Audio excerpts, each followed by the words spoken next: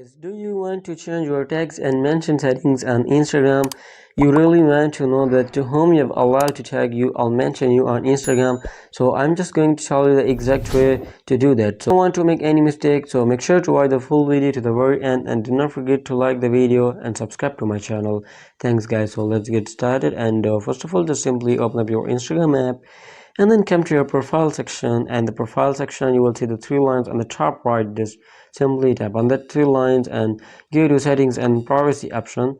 Once you go to settings and privacy, just scroll a little bit until you find the option of tags and mentions. Once you get that option, just simply tap on that option, and then here you can get access to change the settings of tagging you or mentioning you the peoples.